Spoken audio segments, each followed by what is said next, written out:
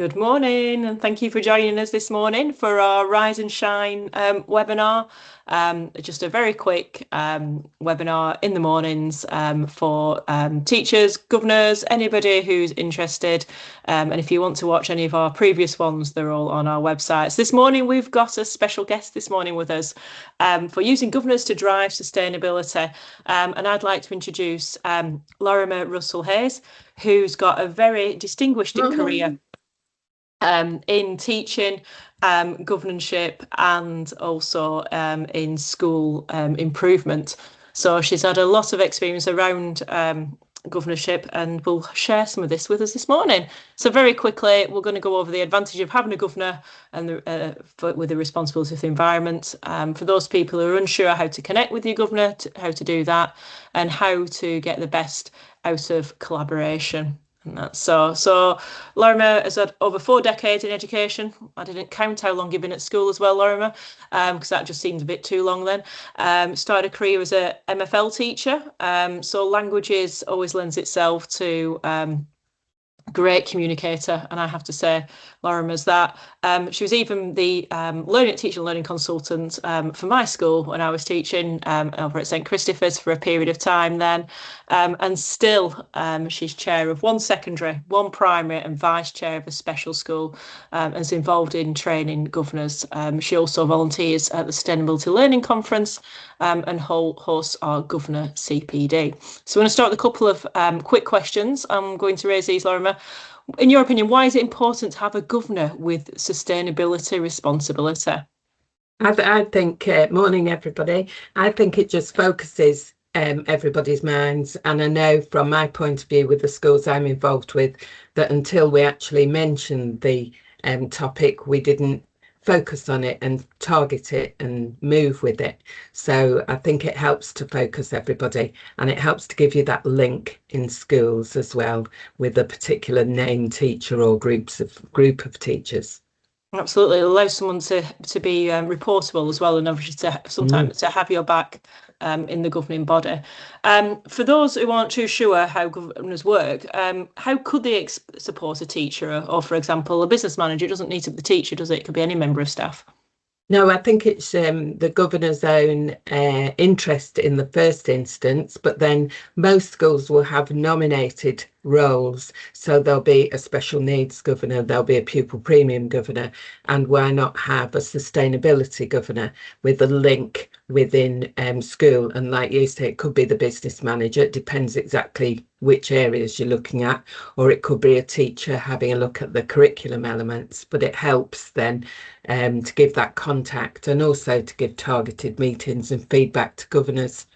So Absolutely. It's really useful then. The nominated roles are really useful. So if it doesn't exist, they can basically ask for it to be added Absolutely. on. Will they contact the chair of governors or? I think I would talk to the chair of governors in the first instance and make sure that that's something that the school wants to concentrate on. And obviously we've got a bit of the guidance behind us, pushing us in that direction. So that always helps as well. Absolutely, yes. The policy reports at the moment for climate change and sustainability are very useful. Just a very quick one here now before I'll let you carry on speaking and I take a backseat role. Any advice for governors who are new to the role of a responsibility of sustainability, or it maybe just been added on, for example? I think, where I started as a novice to this particular area, and I think it's about finding things out and admitting that, I know very little, tell me what we do already, because actually I've been stunned by the amount that the schools I'm involved with have done in the first instance that I didn't know about, and it's worth reporting it back to all governors then and saying, look what we do already, how can we enhance it? Absolutely, a bit of positivity for the school.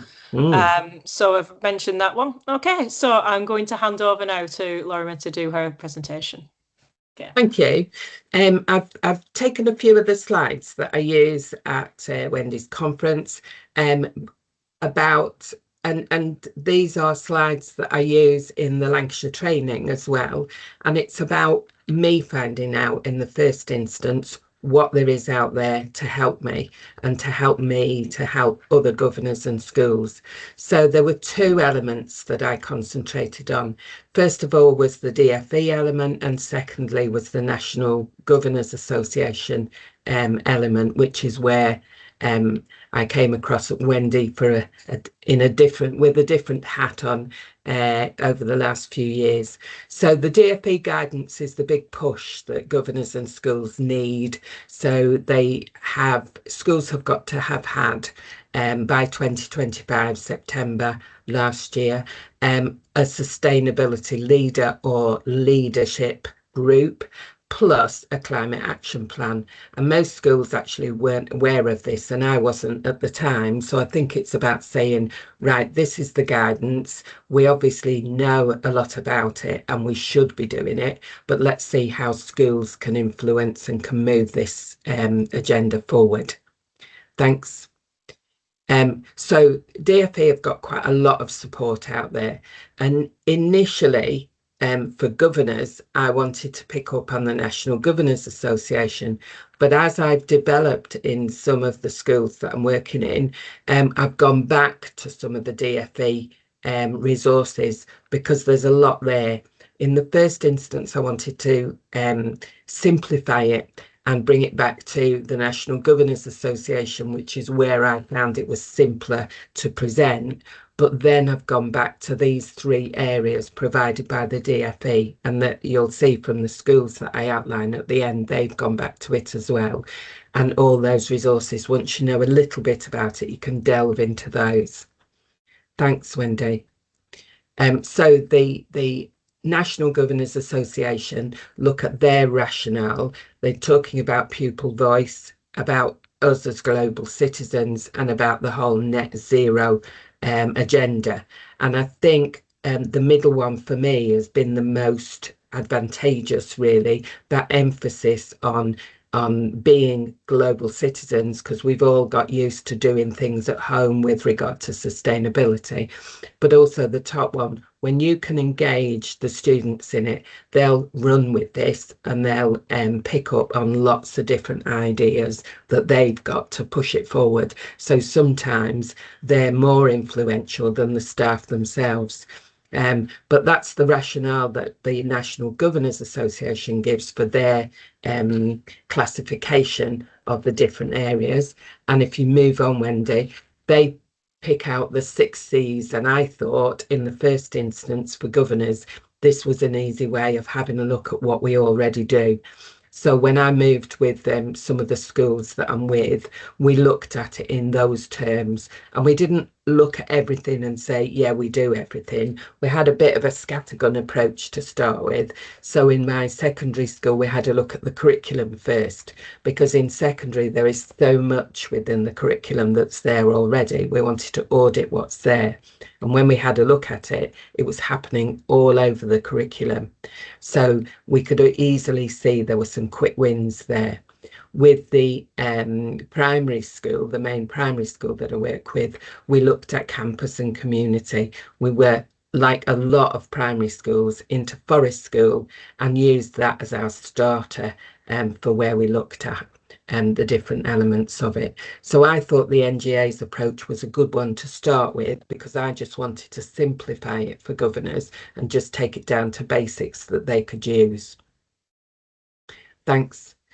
So the thing I had to make clear to governors is about remaining strategic, because governors sometimes muddle up, especially when I've done it myself. It's not a criticism, especially when they're involved in a topic. They want to get hands on, and a governor role is supposed to be eyes on, hands off. So it's about talking to school and saying to school, this is where I think we should go, or shall we discuss where we should go? How are you going to go about it?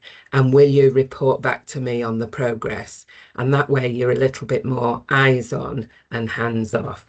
And you're provoking the discussion and the movement, and allowing school to move forward with an action plan that is really akin to where they want to take it, and what's going to be the best way forward for the particular school you're working with. So I've given on the next two slides some screenshots of the two things that I started with, because as I say, I'm a simple mind and I wanted it to be nice and simple. So I said to the schools that I worked with, let's have a look at the Count Your Carbon from the Eco Schools website. A lot of the primary schools are involved in Eco Schools. And then I had a look at the Transform Our World Climate Action Plan, because what I wanted was a simple way of schools putting together their own action plan.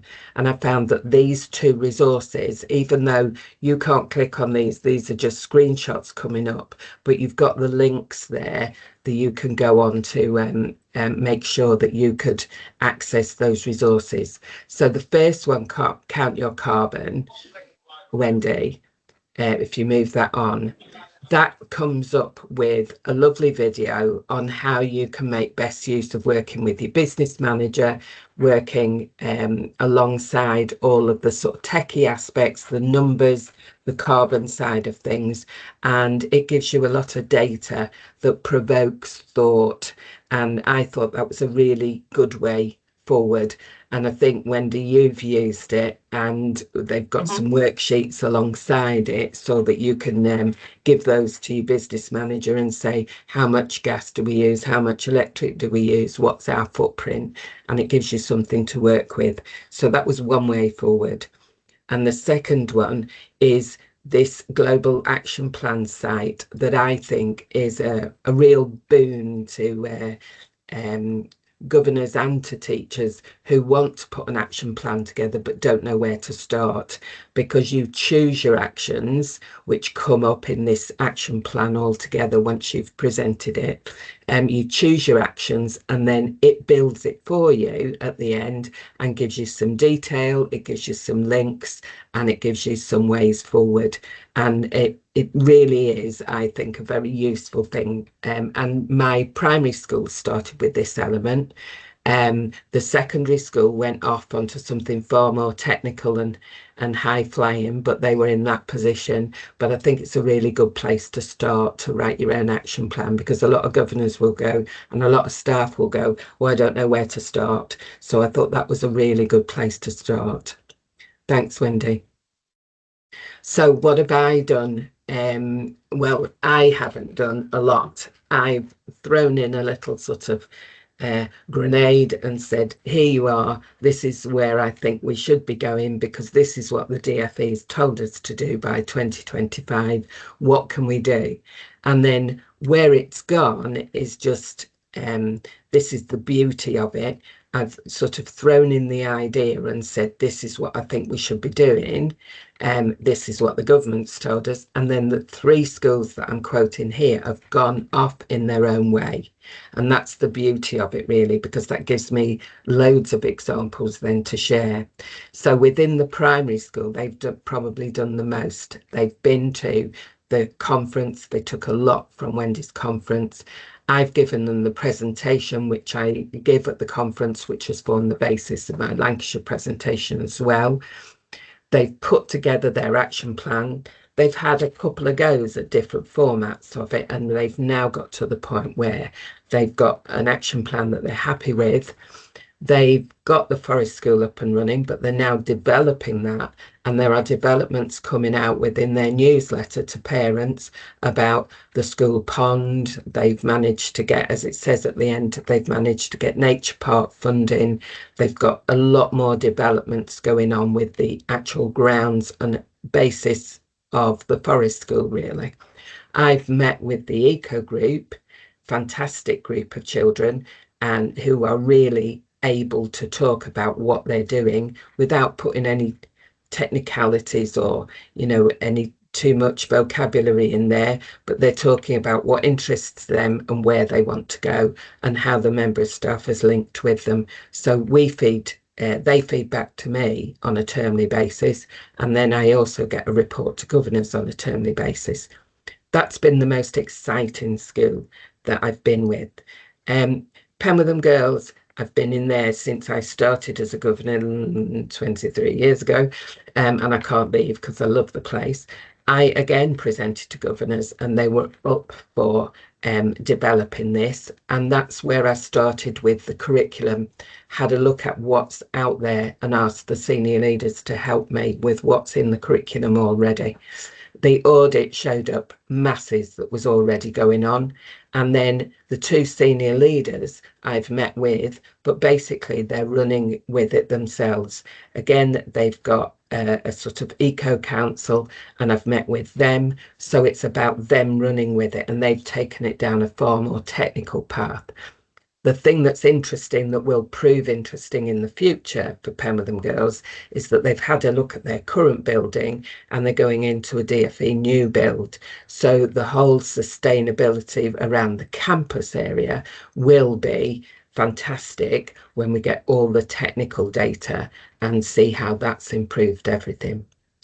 The Rose is a special school in Burnley, and they've been underway with the Forest School for a long time, and the member of staff is really excited about this agenda, but it's taking it where they want to take it. They've got existing approaches that they use within the curriculum, and they're hoping to come to the conference next time. But they're in a precarious position in terms of funding, so we need to have a look at funding streams for them. But you can see in each of those situations that they're all very different. They've all started with me meeting with them and giving them some of the information I've given you in the earlier slides, and then saying, where do we as a school in our situation with our ethos and our children, where do we want to take it? And I've let them run with it, as I should as a governor. I'm not directing it, but then I'm saying every term, will you come back to me and tell me what's happening and give me a feedback on progress? Thanks, Wendy. Thank you. Yeah. So I've said there are those termly meetings. I've become the nominated governor. I really enjoy meeting with the children. That's the most exciting part because they are really engaged and all on different levels. With the member of staff, we've had a look at progress against an action plan, which is the drier part of it, if you like, but it does tell me where everything's going, and the children really are the key to driving that forward. And then we feed back from a nominated governor's point of view. I feed back at full governing board meetings and say, this is what we've done this term, this is the progress we've made, and this is pupil voice. And so really we've got different angles of it. Thanks. So what I wanted to do is present to you what I've delivered at the conference, how I've started, and that's only been 2 years, I think, 2 academic years with one of the schools, and only more recently with the Rose. What I've wanted to do is to show you how I've started things off and how things are developing, because that's now sort of out of my hands and I become a bit of a bystander and collect all the good things that's happening and sort of make links across the whole agenda, really, the whole governance agenda. So I didn't know, as a result of that, whether you wanted to ask any questions or whether you, Wendy, want to come in and suggest anything that I've sort of left out. Yeah, thank you. No, I'll just open the floor for some questions, and there's a couple of things that I'll take up. Otherwise, is any questions, anybody? Okay, so whilst anyone thinks of any questions, there's a few things I just wanted to mention there. Obviously, the fact that from a teacher's point of view, I think it's always good to remind them how much a governor does voluntarily behind the scenes and is often unnoticed themselves. I do like the idea of your strategic role, because a lot of the time teachers don't have time to be quite so strategic, so it's always nice to have a helping hand looking over that. The Transform Our World action plan you mentioned, 3 years ago, speaking to Transform Our World and Global Action Plan, we created some climate action cards. So the Global Action Plan is something you probably do with a computer on your own, which is fine. But if you want to do that, we've also got cards that you can share with children, adults, teachers, governors, anybody to do a card sort on that. So it's quite interactive and quite fun. So it gives another level to that. So there's lots of resources and we can help with that as well if anybody wants to see that. Any questions from anybody else? I think there's anything in the chat. I think you, oh, Sarah, go for it, please. Oh yeah. Brilliant. That was great. Thank you so much. I think I'm so interested in the sustainability requirement from, it's not a requirement, the guidance from the DfE, and trying to understand that if that was to hit a tipping point, to understand in the country how many schools have got sustainability leads, either in the senior leadership team or as teachers, because I think that audit would be really useful to see when's the tipping point going to come on a national level. And B, do you know anything more about the DfE making that more statutory? Go on, Wendy. Well, yeah, at the moment, it's like you mentioned, Sarah, it's actually not statutory, and they're not thinking of doing it just yet. However, you know what it's like. It only takes another policy review, and it's suddenly on Ofsted, and it's becomes statutory overnight. I think there's quotes between 20 to 40% of schools have actually done this. I've heard different, though. So, for example, there's different regions. So, in the northwest, we've had a lot of schools we've worked on this for decades now. So there's clusters where we've got this, and then I've been over to other parts of the country with Solar for Schools, and no one's even heard of a climate action plan. So the variability is extreme. To say the least. Obviously, the charity Ashton has got Lexo Zero advisors up and down the country, so we'll be one in everybody's region, and they've got a sole purpose of getting the climate action plans done. The climate ambassadors, which Lorimer mentioned, and of course, there's the website to go through, which the government, there's a lot. They've spent an awful lot of money, and obviously, then there's the GB Energy programme, which is running alongside all that. But again, that's just sheer luck if you get anything on that point. So at the moment, other than the review they sent out recently where it says it should be cross-curricular as well. So a lot of schools, we've got an app, and a few schools are going to use the app in secondary school to use that as a cross-curricular device. So setting it as homework and hope the children do it. They can monitor it through our app, but there's various different ways. Other schools have got it embedded from top to bottom. The head teacher's rolling with it. Others I've walked into and it's just the caretaker. So yeah, I think it ticks lots of boxes. I'm involved in different areas of governor training, so it helps me to see the links right across. But one of the most recent, I'll mention it, even though it's early in the morning, the O word. All of the links in the new framework are there. And it ticks lots of boxes in terms of linking with your community, in terms of pupil voice, in terms of thinking about developing the next stage of the child's education. All of those elements are in there. And in terms of the wider curriculum, broad and balanced, all of that is in there as well. So I presented it to my schools as this is statutory. I didn't say the word statutory, but I led them to believe that everybody else was doing it. And so they've run with it. But they can see the benefits from that angle as well. So the development of pupil voice has just been fantastic. And that ticks a lot of boxes. And obviously thinking about the outdoor environment. I mean, the two leads that I have within the secondary school both happen to be humanities leads and geographers, and that's where they come at it. But from the curriculum point of view, it's in there, it's right across the piece. So there are lots of benefits to it, not just the sort of the sustainability angle itself. Yeah, I'd just echo that with this. It's the soft skills. It's those immeasurable things. And I know that from the way I developed it when I was at St Christopher's. It wasn't statutory, it was way off statutory at that point. It was actually quite weird that I was doing this 20 years ago. And I did that from a point of view of the children wanted some better outdoor space, connection with nature. We had some children who needed a few more employability skills. Being able to speak, being able to question things. We had children who had innovative ideas but couldn't sit still in a classroom. So it's what I always suggest is look at the problem that you faced with in school and see how this can help. So I've been into schools where they've got serious graffiti problems. And what we've done is we've done energy audits with the children, walked around school, looking at different ways of saving energy. And all of a sudden, because they're looking at radiators and they're finding sandwiches stuck behind them, they find it quite repulsive. And they're going into the bathrooms and seeing the sinks or the taps left on, and then they're realising that's a problem. And all of a sudden, and they've come back to me and said this is true, that the graffiti, the damage in school has reduced.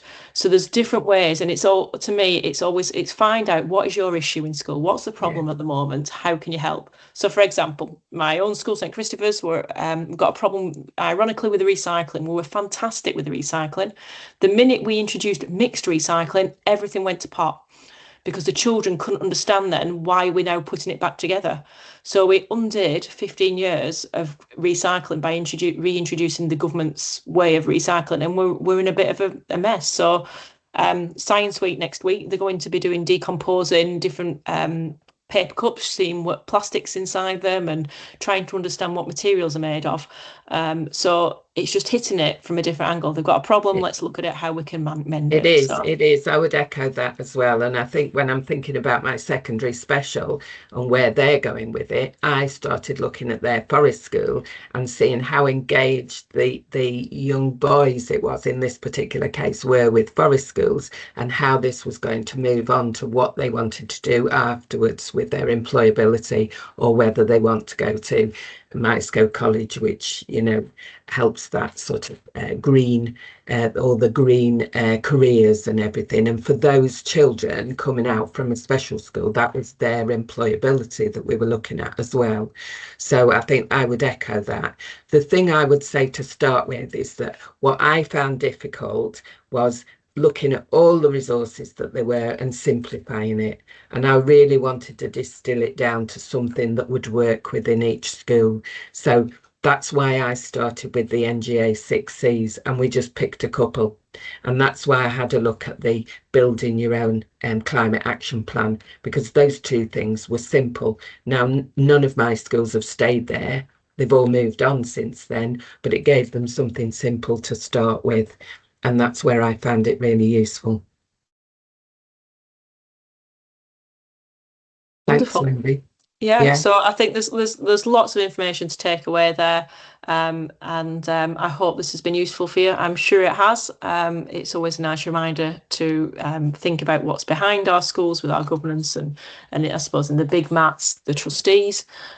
So please get in touch if you want anything. I'm happy to connect things. And if you happen to be in the Northwest, come to the Sustainability Learning Conference, which we hope we'll be bringing around across the country in the next year or so.